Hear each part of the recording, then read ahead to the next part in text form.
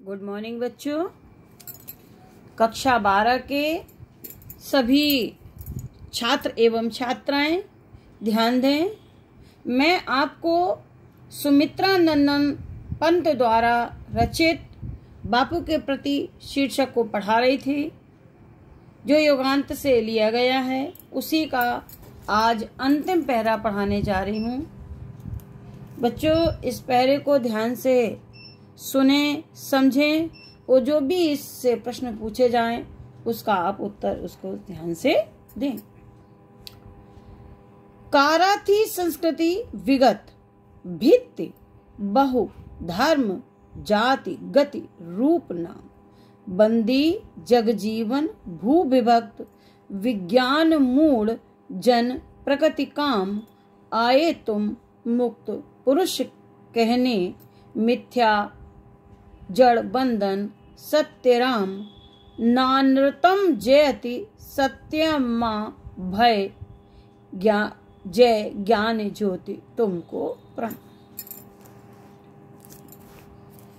पंत जी ने इन पंक्तियों में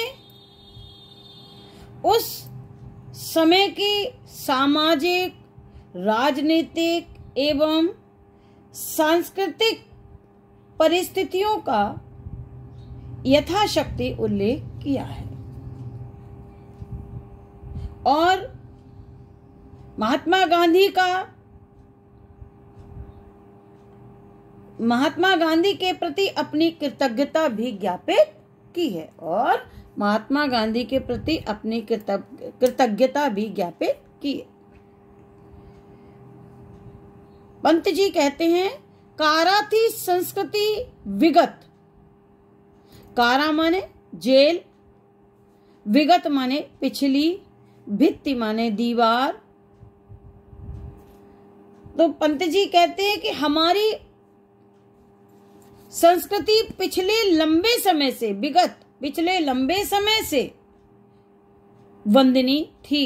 कारागार में, साम्राज्यवाद रूपी कारागार में बंदनी थी, अर्थात सब कुछ विदेशियों की इच्छा अनुसार संचालित था। हमें अपनी सभ्यता और संस्कृति के अनुरूप कुछ भी करने की स्वतंत्रता नहीं थी, क्योंकि हमारी संस्कृति लंबे समय से, विगत माने पिछले लंबे समय से, परतंत्रता की कारागार में बंदनी थी।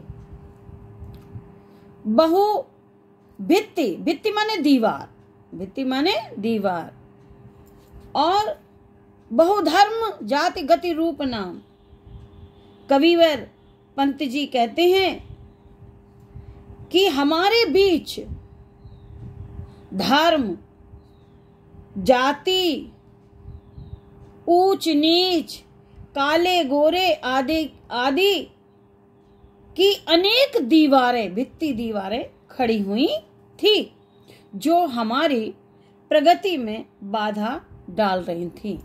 धर्म जाति गति रूप नाम, जिन्हें विभिन्न प्रकार के धर्म, जाति, गोरे काले, ऊंचे नीचे भेद में बांट रखा था, ऐसी दीवारें के बीच में हम बंद थे।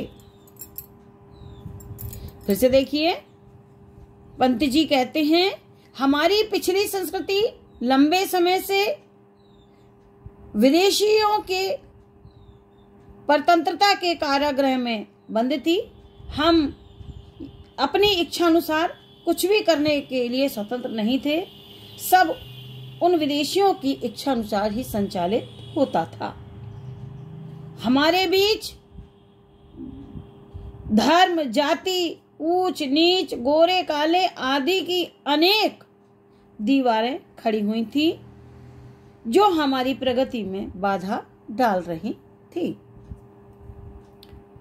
बंदी जग जीवन भू विभक्त, विज्ञान मूढ़ जन प्रकृति काम। बंदी जग जीवन, बंदी इस प्रकार, जग जीवन इस प्रकार, संपूर्ण जनजीवन कैद में था। इस प्रकार संपूर्ण जनजीवन कैद में था। हमारा संपूर्ण जनजीवन कैद में था। संपूर्ण धरती भू विभक्त और हमारी संपूर्ण धरती क्षेत्रीयता, भाषावाद आदि के आधार पर विभक्त माने बटी हुई थी। हमारी संपूर्ण धरती क्षेत्रीयता, भाषावाद आदि के नाम पर बटी हुई थी। विज्ञान की प्रगति के कारण मूढ़ विवेकहीन मनुष्य, विज्ञान की प्रगति के कारण मनुष्य की प्रगति विवेकहीन हो गई थी। विवेकहीन मनुष्य प्रकृति माने प्रकृति को अपनी काम माने अपनी इच्छा अनुसार संचालित करने का प्रयत्न कर रहा था। विज्ञान की प्रगति के कारण विवेकहीन मनुष्य प्रकृति को अपनी इच्छा अनुसार संचालित करने का प्रयास कर रहा था। आए तो मुक्त पुरुष कहलाने, मिथ्या जड़ बंधन सत्य राम। हे बापू, ऐसी विषम परिस्थितियों में आप हमारे मध्य जीवन मुक्त योगी के रूप में अवतरित हुए। हे बापू, ऐसी विषम परिस्थितियों में आप हमारे मध्य जीवन मुक्त योगी के रूप में अवतरित हुए हैं कहने और मानव को उपर्युक्त विसंगतियों से मुक्त करने के लिए और हमें संदेश देने के लिए कहने और हमें संदेश देने के लिए आप हमारे मध्य आए हैं। और आपने हमको क्या बताया? और आपने हमको बताया कि मिथ्या जड़ बंधन, ये संसार के सारे जो बंधन है, रिश्ते नाते हैं, वे झूठे हैं, व्यर्थ हैं। और इस संसार में जो कुछ भी शाश्वत है, सत्य है, सत्य राम। और इस संसार में जो कुछ भी शाश्वत है, सत्य है, वे केवल राम का नाम है। नानृतम ज्योति, ना माने नहीं, अनृतम माने झूठ, जयति। और यहाँ सत्य की नहीं बल्कि सदैव, यहाँ असत्य की नहीं, सॉरी, नानृतम, ना माने नहीं, अनृतम माने असत्य, जयति, यहाँ असत्य की नहीं, सत्यम जयति, सत्य की जय होती है। यहाँ असत्य की विजय नहीं होती, वरन सत्य की विजय होती है। माँ माने मत, भय माने भयभीत, इसीलिए डरो मत, भयभीत मत हो। जय ज्ञान ज्योति तुमको प्रणाम। ऐसी ज्ञान की ज्योति को जगाने वाले, जय ज्ञान ज्योति, ऐसी ज्ञान की ज्योति को जगाने वाले हे ज्योति पुरुष, हम आपको प्रणाम करते हैं। ऐसी ज्योति को जगाने वाले हे ज्योति पुरुष, हम आपको प्रणाम करते हैं। बच्चों, ये 4 लाइनें अंडरलाइन है, इसकी मैं आपको फिर से व्याख्या समझा दे रही हूँ।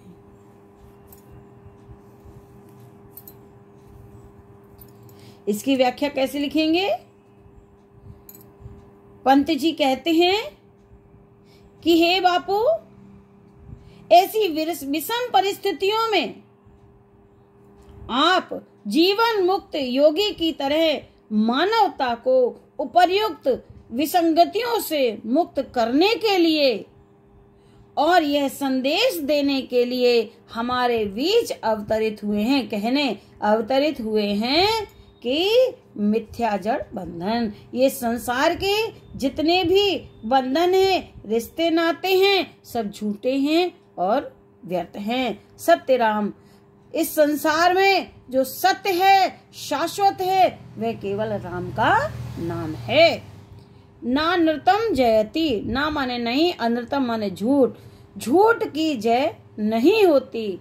सत्यम जयति, सत्य की जय होती है। यहाँ झूठ की नहीं, सत्य की जय होती है। माँ भय इसलिए भयभीत मत हो। माँ माने मत, भय माने भयभीत, इसलिए भयभीत मत हो। जय ज्ञान ज्योति तुमको प्रणाम, इसलिए ऐसी ज्ञान की ज्योति, ऐसी ज्ञान की ज्योति जगाने वाले है ज्योति पुरुष, हम आपको प्रणाम करते हैं। बच्चों ये व्याख्या हो गई, ये इंपॉर्टेंट है, अपनी कॉपी में लिख लेना। कुछ प्रश्न हैं जिसे आप देखेंगे।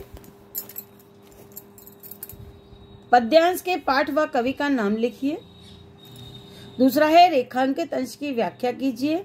तीसरा है भारतीय संस्कृति को वंदनीय कहकर कवि क्या कहना चाहता है। चौथा प्रश्न है कवि ने गांधी जी को ज्ञान ज्योति के नाम से क्यों संबोधित किया। लास्ट प्रश्न है